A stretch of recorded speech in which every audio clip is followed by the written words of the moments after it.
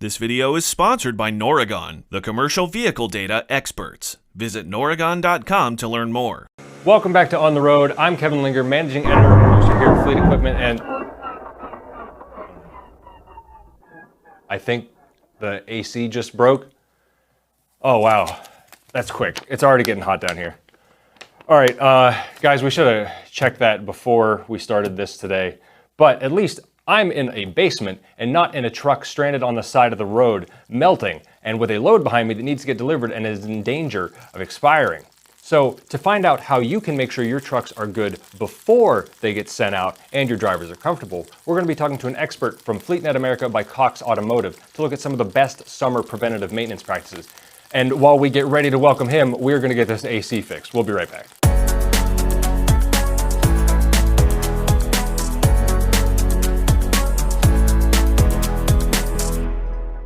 We want to welcome in Mike Hagaman, the Senior Manager of Client Relationship Management at FleetNet America by Cox Automotive, to kind of walk us through some summer maintenance that you should worry about in the trucking industry, especially if you live in a hotter climate like Mike.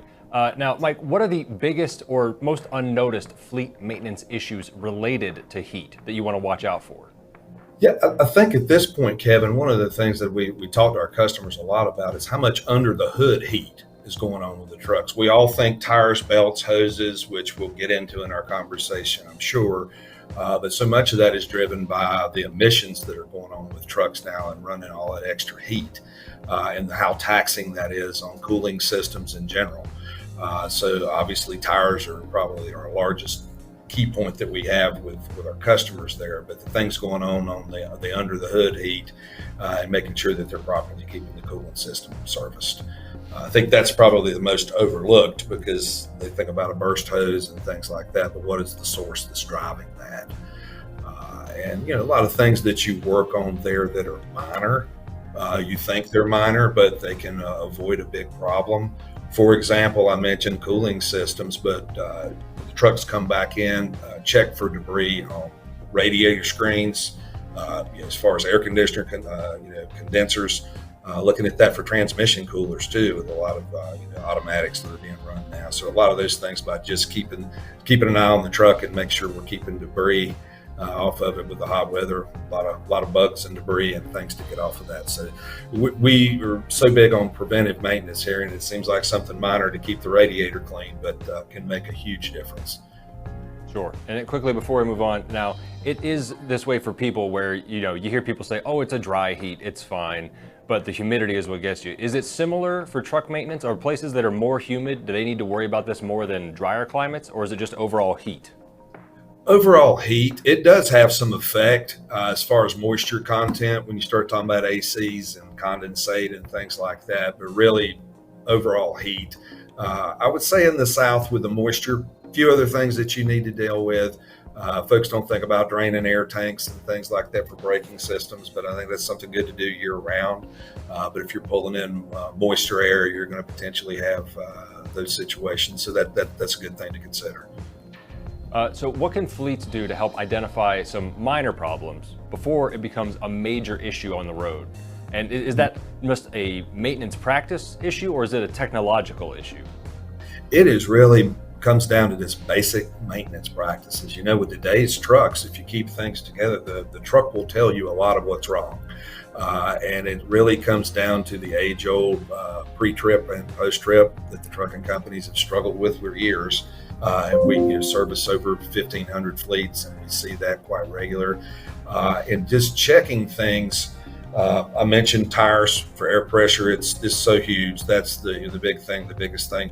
Belts and hoses and the age that we're dealing with on them. But just visual inspection, taking a look at those. Obviously, with the belt, there you can sometimes see some cracks where the hoses are a little trickier because they age from the inside, just like your tires, so you might not notice that. And so for those things, I think it's just visual inspection and just looking at your unit, and even things like the voltage output on your alternator, taking a look at that and saying, hey, this is starting not to operate where it normally does. Be mindful of your gauges and things like that, because you get a lot of warnings from the trucks, but we're trying to prevent this before they're out on the road. So for trucks that do kind of regional hub and spoke, coming back to the garage is a lot easier to check those preventative maintenance issues time and time again. But how do you schedule it for trucks that need to be on the road for long haul trips? We do a lot of scheduling with, we're over 65,000 providers on our network. So we actually help a lot of folks get into places now. We do a tremendous amount of, if you will, on the fly PMs for folks that can't get back to a shop or they don't have a shop. Obviously, if you have a shop to get back to, that's still the most effective cost-wise sometimes versus doing it on the road. But we do have quite extensive vendor network here that helps us route. We've got quite a few of the fleets that are trying to do en-route PMs, if you will, and we'll assist those folks with that.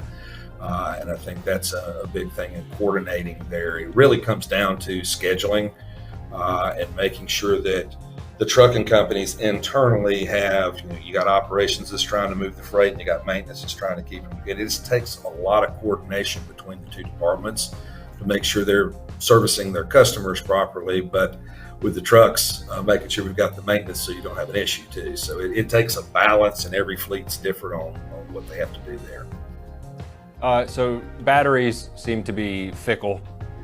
You need them, and then the most times when you need them the most, they are not going to work. Is there something that can be done in summer months to prevent like winter failures, or is there a weather-related factor that needs to be taken into account? Yeah, Kevin, it's interesting. I just had this conversation a few days ago with a customer, and it amazes me. A lot of the industry doesn't understand that hot weather actually kills more batteries than cool. And it's just the heat. Now, in the automotive industry, you got the battery under the hood with that. In the trucking, it's a little better because you've got them out away from the heat. One of the biggest things that I'm a fan of, I've noticed lots of fleets are going to the absorbed glass batteries, going AGM on that, and in the diesel application especially, of course, they're able to put more plates in those batteries. They've got for more charging, more power. But in that situation, those batteries take the vibration a lot better because the absorbed material in there, as opposed to a standard flooded battery. So obviously they're more expensive, but you've got higher power output on those batteries. And in the diesel application, just the high harmonic, just a little bit of vibration eventually just rattle the plates out of those batteries long term. I think that, and kind of looking at the timing of when you're going to replace your batteries, we're seeing since COVID, you had folks that had trouble getting trucks.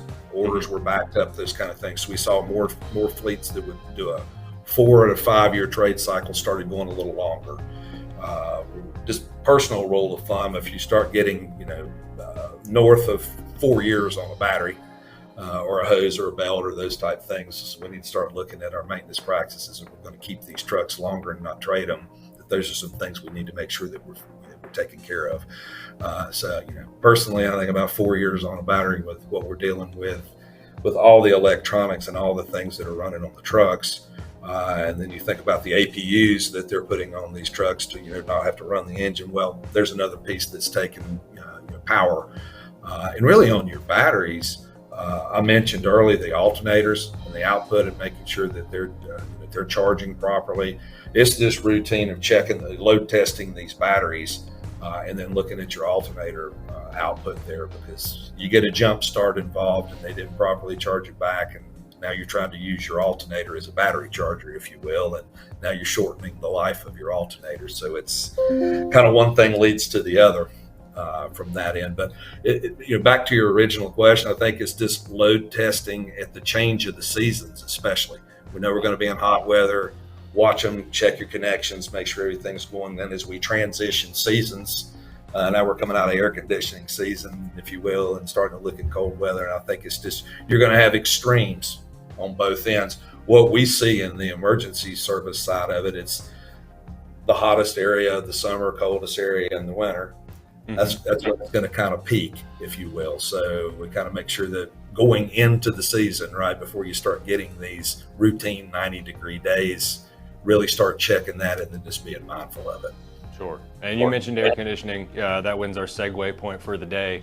Because even if you can get a truck to run without properly functioning HVAC, you're not going to find a driver to drive it. So how often should your teams be inspecting or servicing HVAC systems? On the inspection, it's condensate lines are a big thing that I come back to.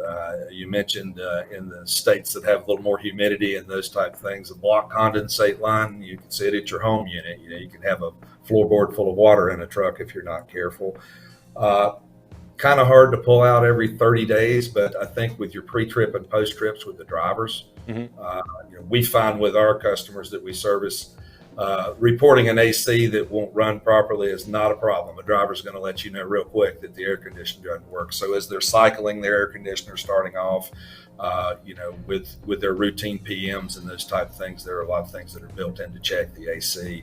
And as you bring it up, Kevin, it's very important because an AC is a difficult repair to manage properly on the road. And I say that to manage properly, not that we don't have plenty of vendors, those type of things out there, but then you start getting to 2 to 3 a.m. with a driver and trying to get into shops that are completely backed up this time of year with AC versus trying to do that. Fortunately, with the APUs, you've got a situation where the driver, while he's parked or something, might have another avenue to run some AC and things like that, depending on what's going on, with the setup of his truck. But still, that's a repair that we do what we can with our customers to really stress it on their routine maintenance and checks in the truck, so you don't have to have a driver inconvenienced or get him in a hotel or something like that they can do something with the AC, because all the checks are putting dye in the systems, and it very much in the emergency service in FleetNet's eyes, it's similar to the intermittent problems you get from time to time in electrical when you're chasing shorts and things like that. So there's some parallel there to, in the electrical world, you can take a short and it seems like a minor repair, but now this driver's been down for hours. And it's a situation, not to key us off from AC or steer us away for a second, but another thing, you get a lot of extreme dry weather. Let's say you had a drought in an area that a regional fleet hadn't had rain in Texas in that area for 6 weeks. Well, all of a sudden they're not giving any consideration to their windshield wiper blades and a wiper motor properly. We get a lot of calls from time to time now that they have the big torrential rains and the windshield wipers will work. And it's usually not a very difficult repair, but it might be trying to find this particular brand, this particular OE's wiper motor that they're using. Sometimes those can be a little, so it seems like it's a minor repair, but if a driver's in a huge storm and he can't get his wipers, it's not minor anymore. Right. So things like that we go through. But on the AC, it's just routinely checking them as they're coming through. And if there's any way possible, I think during these summer months, I would make that a 30-day check versus what it would cost you to handle them on the road. Sure, yeah. And that just goes to show you with the wiper blades, I've never thought about that, but that's such a good, easy thing that you can check.